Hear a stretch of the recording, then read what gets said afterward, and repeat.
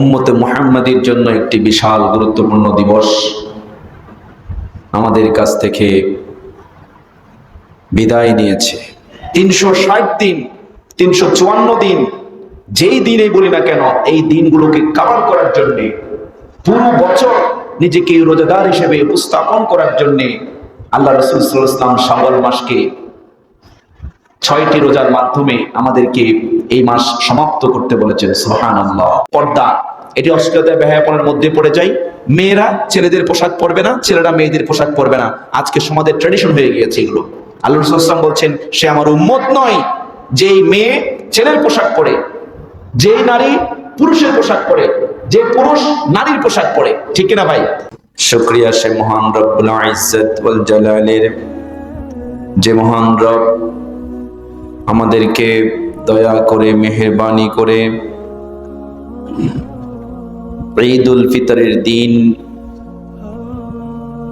জুমার নামাজে, জুমার সালাতে আমাদেরকে আসার তৌফিক এনায়েত করেছেন। সুস্থতার সহিত আমাদেরকে তার ইবাদত রাজি সম্পাদন করার তৌফিক দিয়েছেন। অসংখ্য মানুষের মধ্য থেকে বাছাই করে আমাদেরকে আল্লাহ সুবহানাহু ওয়া তাআলা তার নেয়ামত রাজি ভোগ করার তৌফিক দিয়েছেন, নেক হায়াত দিয়েছেন। সেজন্য সে মহান রবের দরবারে সিজদা অবনত চিত্তে সকলে পড়ছি আলহামদুলিল্লাহ। দয়া, আল্লাহর দয়া না হলে আমরা কেউ টিকে থাকতে পারতাম না। দিন রাত কত গুনাহ করছি, আল্লাহু আকবার। গুনার সাগরে ডুবে আছি। গতকাল আমাদের কাছ থেকে মুসলিম উম্মার, উম্মতে মুহাম্মাদীর জন্য একটি বিশাল গুরুত্বপূর্ণ দিবস আমাদের কাছ থেকে বিদায় নিয়েছে। রমাদান মাসের পরবর্তী সবচাইতে বেশি আনন্দ, খুশি এবং আল্লাহর বড় নিয়ামতের মধ্যে একটি নিয়ামত হচ্ছে ঈদুল ফিতর। এই ঈদুল ফিতর উদযাপন আমরা করেছি আল্লাহ রাসূলের সুন্নাত মতো। আমরা ঈদুল ফিতর আদায় করেছি। যে আল্লাহ আমাদেরকে এত সুন্দর একটি ঈদ দিয়েছেন, যে রাসূলের কারণে আমরা এত সুন্দর ঈদ পেয়েছি, সে রাসূলের আদর্শ, সে রাসূলের সুন্নাত গুলোকে আমাদেরকে ব্যক্তিগত জীবন থেকে শুরু করে সর্বক্ষেত্রেই পালন করতে হবে, অনুসরণ করতে হবে, অনুকরণ করতে হবে। শুধু ভালো দিকগুলো, রাসূলুল্লাহ সাল্লাল্লাহু আলাইহি ওয়াসাল্লামের মিষ্টি খাওয়ার সুন্নাত গুলো বেশি বেশি করে আমরা পালন করব, কিন্তু রাসূলের অসংখ্য সুন্নাত, আদর্শ আমাদের কাছে আছে যেগুলো আমরা খোঁজ খবর রাখি না। তারই মধ্যে আমরা আজকে শাওয়াল মাসের গতকাল পদার্পণ করেছি। ঈদুল ফিতর শাওয়াল মাসের প্রথম তারিখ, 1 তারিখ সংঘটিত হয়। এই শাওয়াল মাস যখন আগমন করে রমাদান শেষ হয়ে যায়, কিন্তু আরেকটি ফরজ ইবাদতের জন্য আমাদেরকে দরজায় এসে করা নাড়ে। সেই ফরজ ইবাদতটি হচ্ছে হজ। সেই ফরজ ইবাদতটি কি? হজ। হজ্জের সূচনার মাস হচ্ছে হজ করার যেই পরিকল্পনা, যেই সিদ্ধান্ত, এগুলো শাওয়াল মাস থেকে আমরা শুরু করি। শাওয়াল মাসের পরে যুলকাদা, যুলহিজ্জা, দুটি মাস হজের মাস। এর আগের মাস শাওয়াল মাস। এই মাস থেকেই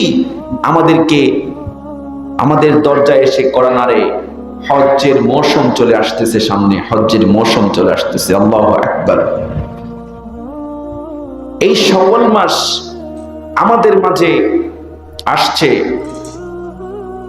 রমাদান মাসের যেই সিয়াম সাধনা করে আমরা আল্লাহর নৈকট্য, আল্লাহর সন্তুষ্টি অর্জন করেছি, এটিকে আরো পরিপূর্ণতা দেওয়ার জন্যে, এটিকে আরো বেশি আল্লাহর কাছে গ্রহণযোগ্য হওয়ার জন্যে পুরো 364 দিন,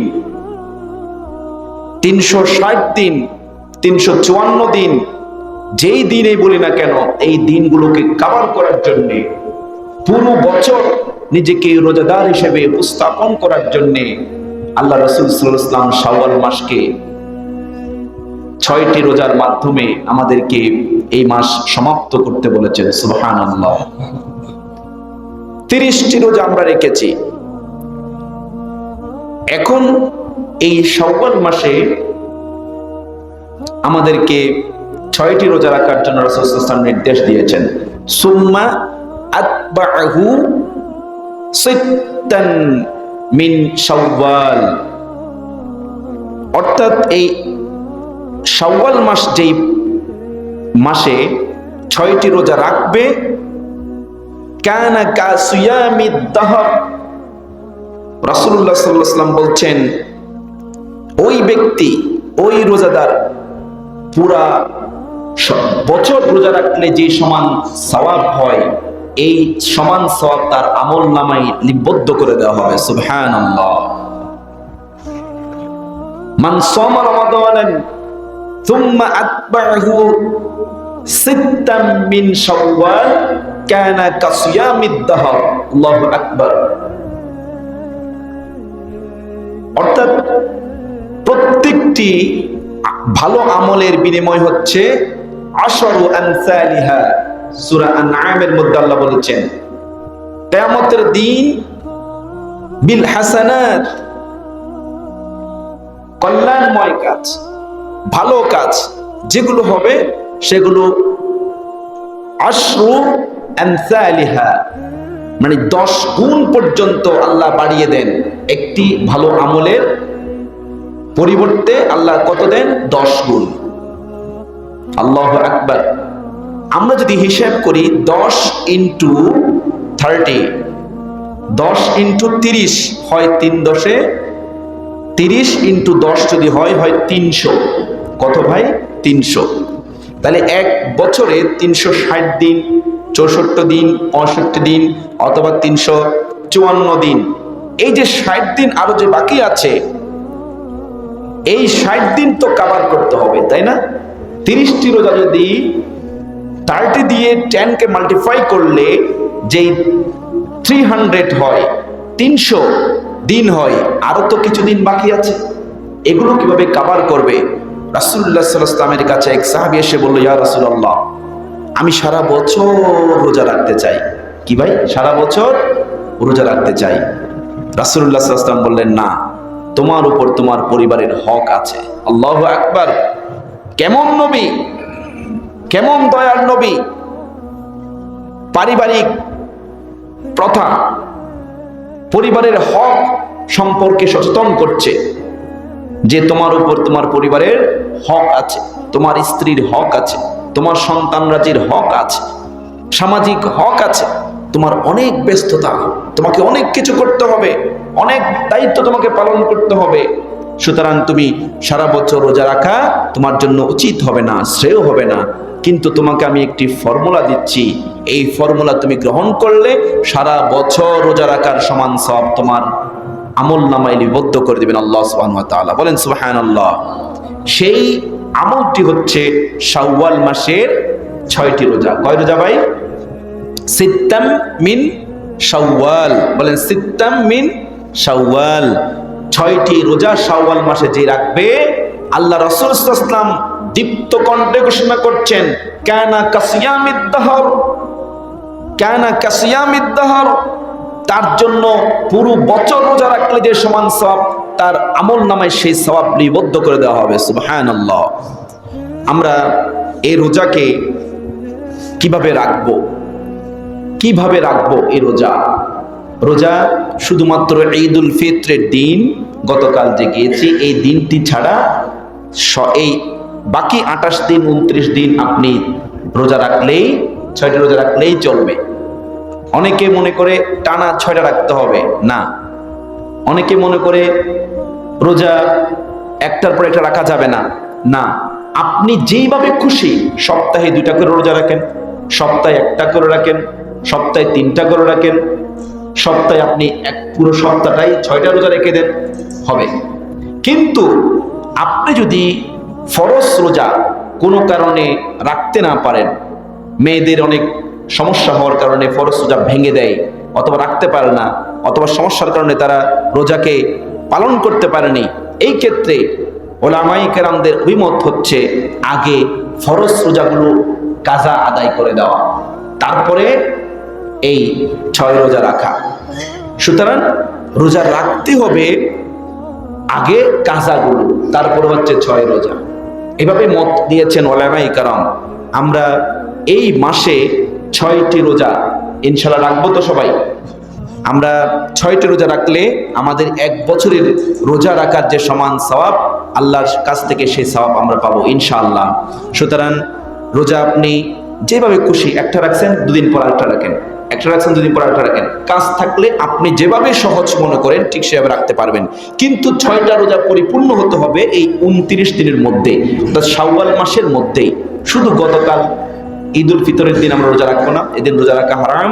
কারণ এই দিন সবাই আল্লাহর মেহমান, সবার বাসায় এই দিন রান্না হয়, খাওয়া দাওয়া হয়, এটি আল্লাহর পক্ষ থেকে। এটা কার পক্ষ থেকে? আল্লাহর পক্ষ থেকে। বিফাদলি নি'মাহ, এটা এই ফদল, এই নি'মা হচ্ছে মিনাল্লাহি সুবহানাহু ওয়া তাআলা। এগুলো হচ্ছে আল্লাহর পক্ষ থেকে নি'মাত, ফদল, অনুগ্রহ, করুণা। এজন্য ঈদুল ফিতরের দিন রোজা রাখা যাবে না। আল্লাহর মেহমান হয়ে আসলে কেউ না খেয়ে উপোস থাকতে পারবে না। আল্লাহু আকবার। এজন্য ঈদুল ফিতরের দিন রোজা রাখা যাবে না। আমরা গতকাল রোজা রাখিনি, ইনশাআল্লাহ এখন থেকে, আজ থেকে আমরা চাইলে 6টি রোজা শুরু করতে পারবো। কিন্তু যথাসম্ভব চেষ্টা করব আর্লি রাখতে, আগে রাখতে। শেষ পর্যায়ে রাখলে কিন্তু কষ্ট হয়ে যাবে। এই যে রোজা রাখছি, এটার একটা ধারাবাহিকতা আছে। এখন সকালে যদি 1টা পর্যন্ত নাও খাই, খিদা লাগে না, 12টা পর্যন্ত নাও খাই, খিদা লাগে না। ওই যে রোজার একটা রেশিও আমাদের মাঝে এখনো থেকে গেছে। এজন্য শুরুতে 15 দিনের মধ্যে রোজা রাখতে পারলে নিজের জন্য অনেক কল্যাণ। কারণ আপনি রোজা রাখবেন, বুঝতে পারবেন না, টেরও পাবেন না রোজা রাখছেন। আল্লাহু আকবার। আসুন আমরা শাওয়াল মাসের এই 6টি রোজা রেখে আমাদের যেই রমজান মাসের পরবর্তী আমাদের যেই করণীয়, তার মাঝে অন্যতম করণীয় হচ্ছে শাওয়াল মাসে 6টি রোজা রাখা। রমজান মাসের প্রধানতম করণীয় হচ্ছে ঈদুল ফিতর, ঈদুল ফিতরের পরবর্তী করণীয় হচ্ছে শাওয়াল মাসে 6টি রোজা রাখা। তারপরে করণীয় হচ্ছে আমাদের প্রতি মাসে, কোন মাসে ভাই? প্রতি মাসে চাঁদের 13, 14, 15, বলেন 13, 14, 15, এই 3 দিন রোজা রাখা সুন্নাত। এই 3 দিন রোজা রাখবো।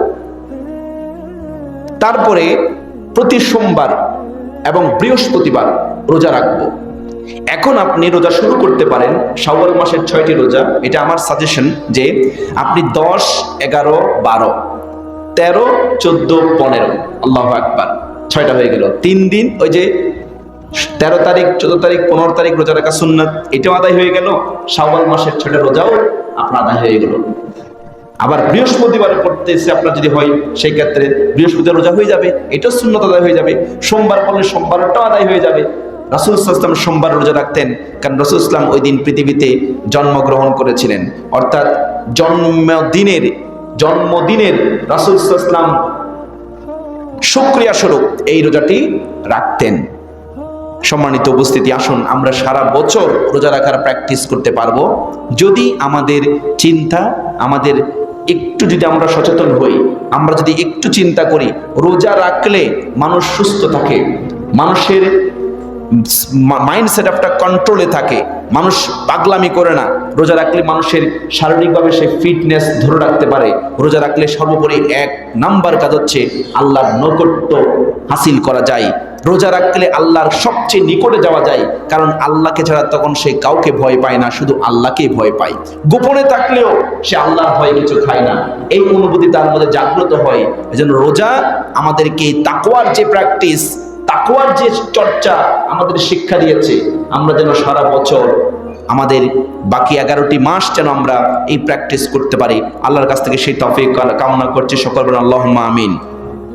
সম্মানিত উপস্থিতি, শাওয়াল মাসের রোজাকে আমরা অনেক সময়, এটা ভুল ধারণা, মহিলাদের রোজা মনে করি। মেয়েরা শুধু রাখে, পুরুষরা রাখতে পারে না। তোমরা তো বাইরে কাজ কাম করো, অনেক ব্যস্ত থাকো, ঠিক আছে, তোমাদের রোজা রাখার দরকার নেই। অনেকে এরকম কনসেপ্টও কিন্তু অ্যাপ্লাই করে সমাজের মধ্যে। এটা করা ঠিক না।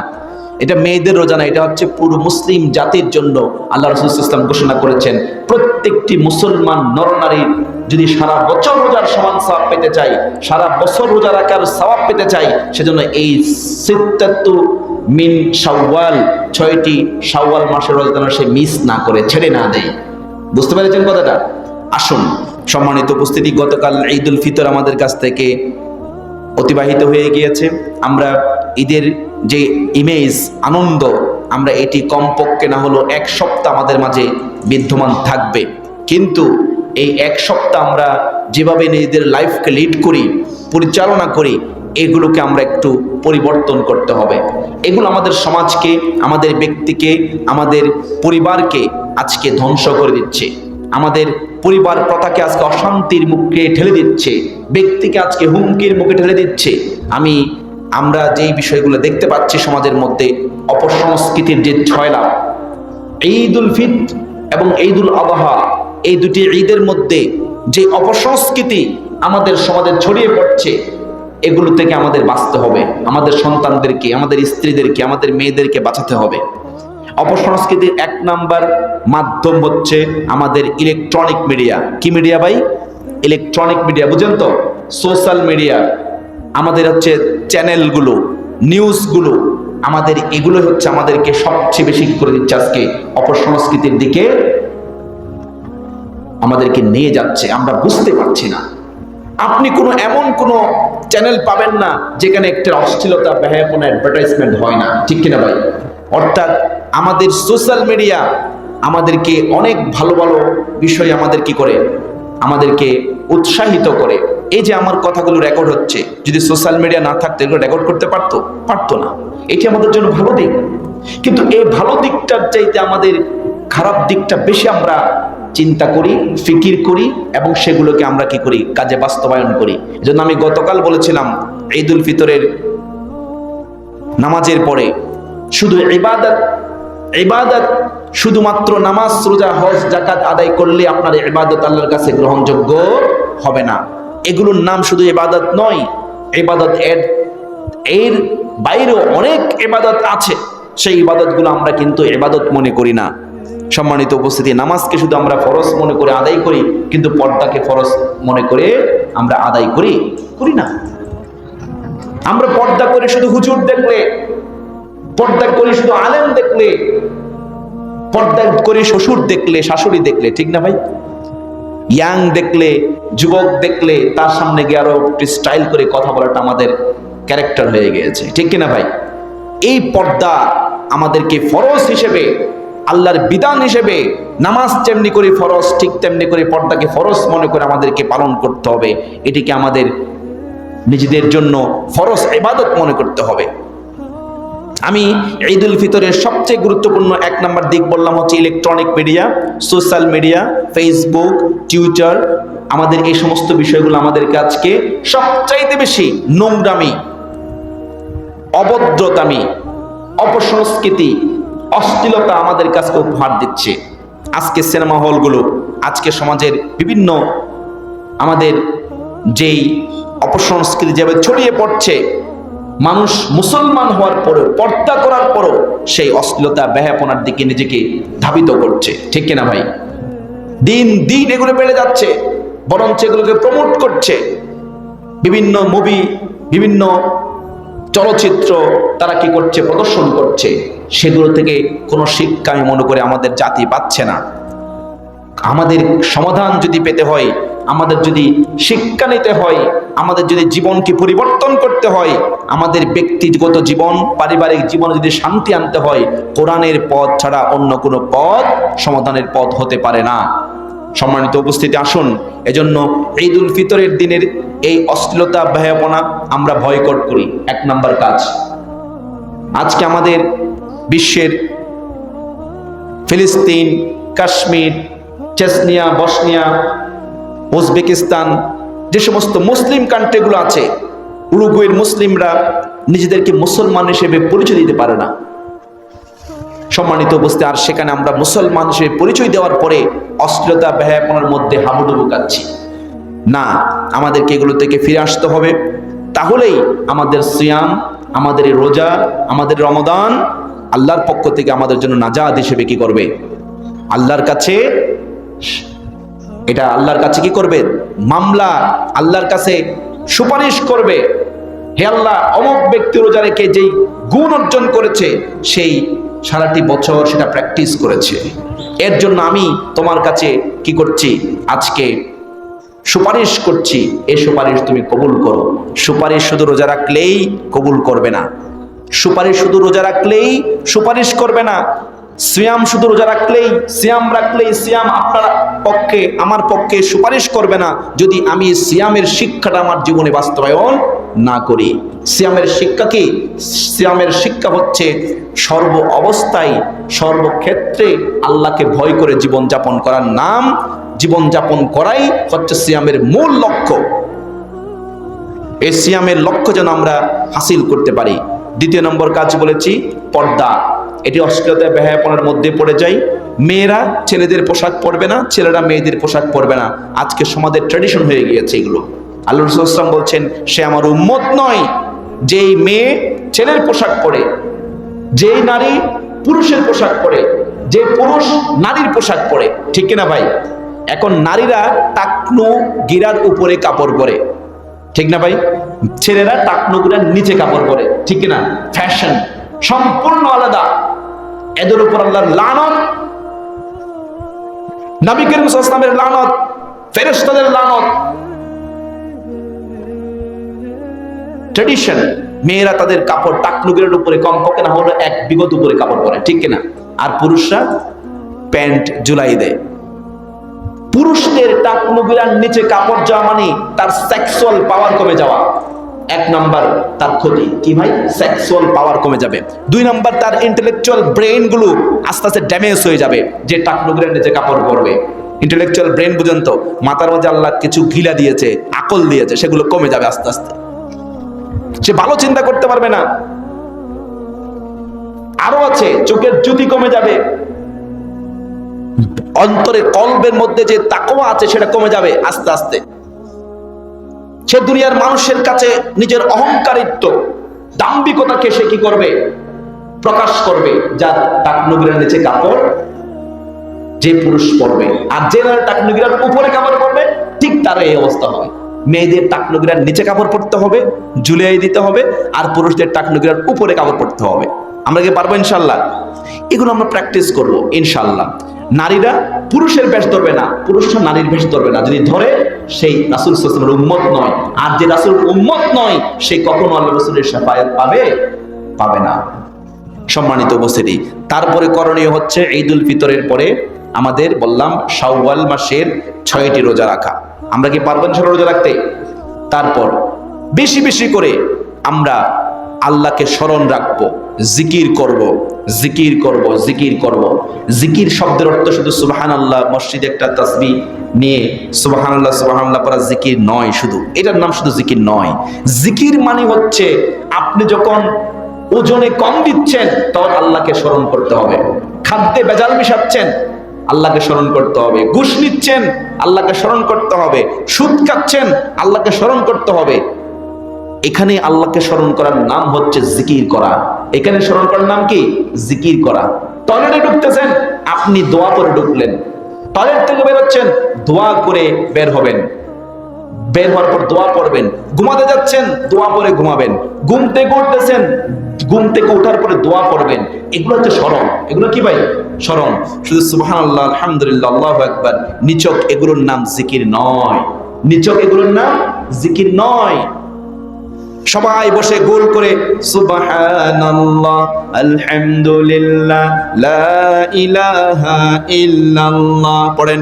সুবহানাল্লাহ, আলহামদুলিল্লাহ, লা ইলাহা ইল্লাল্লাহ, সুবহানাল্লাহ, আলহামদুলিল্লাহ, লা ইলাহা ইল্লাল্লাহ, লা ইলাহা ইল্লাল্লাহু মুহাম্মাদুর রাসূলুল্লাহ। এগুলো হচ্ছে তাসবিহ, আল্লাহর স্মরণ, জিকির। কিন্তু এর চাইতেও বেশি আমাদেরকে ব্যক্তিগত জীবনে প্রত্যেকটি কদমে কদমে, প্রত্যেকটি পরতে পরতে, প্রত্যেকটি বিষয়ে বিষয়ে আমাদেরকে আল্লাহকে স্মরণ রাখার নাম হচ্ছে জিকির। বুঝতে পেরেছেন? তাহলে আপনি খাদ্যে ভেজাল দিতে পারবেন না, আপনি ঘুষ খেতে পারবেন না, আপনি দুর্নীতি করতে পারবেন না, ভাইয়ের সম্পত্তির আপনি আইল কেটে কেটে আপনি ছোট করতে পারবেন না, ঠিক না? আপনি মুক্তি অশ্লীল কথা বলতে পারবেন না, আপনি মানুষকে ধোঁকা দিতে পারবেন না, আপনি গালিগালাজ করতে পারবেন না, গীবত করতে পারবেন না। তখন আল্লাহর স্মরণ আপনাকে এগুলো থেকে বিরত রাখবে। সম্মানিত উপস্থিতি, আসুন রমজান মাসের পরবর্তী করণীয়গুলো আমরা যেন বেশি বেশি করে পালন করতে পারি। সর্বশেষ করণীয় বলবো, রমজান মাসের পরে যে কোরআন রমজানে নাজিল হয়েছে। কি ভাই? কোরআন কবে নাজিল হয়েছে? রমজানে।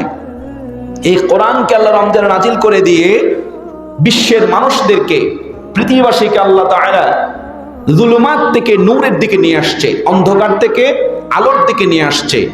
এই সমাজ ছিল একদিন একটা অন্ধকারাচ্ছন্ন সমাজ। এই সমাজ ছিল, মানুষগুলো হচ্ছে দুনিয়াতে সেই ভালো মন্দকে বাস বিচার করতে পারতো না। এটাই হচ্ছে জুলুমাত। জুলুমাত মানে অন্ধকার না, জুলুমাত মানে হচ্ছে ভালো এবং মন্দ বাস বিচার করতে পারতো না। সেখান থেকে আল্লাহ ভালো এবং মন্দ বোঝার মতো একটি কিতাব দিয়েছে। সেই কিতাবের নাম কি? কোরআন। সেই কিতাবের নাম কি? কোরআন। সর্বশেষ রমজান মাসের পরবর্তী আমল হচ্ছে, করণীয় হচ্ছে, আমাদেরকে কোরআনকে পড়তে হবে, কোরআনকে বুঝতে হবে, কোরআনকে জানতে হবে, কোরআনকে আমল করতে হবে, কোরআনকে নিজের ব্যক্তিগত জীবনে বাস্তবায়ন করতে হবে, পারিবারিক জীবন, সামাজিক জীবন, রাষ্ট্রীয় জীবনে বাস্তবায়ন করার জন্য নিজেকে সার্বক্ষণিক প্রচেষ্টা চালিয়ে যেতে হবে। শুধু চালিয়ে গেলেই হবে না, এই কোরআনকে কিয়ামত পর্যন্ত আল্লাহর জমিনে বাস্তবায়ন করার জন্য নিজেকে ফিকির এবং জিকির করতে হবে।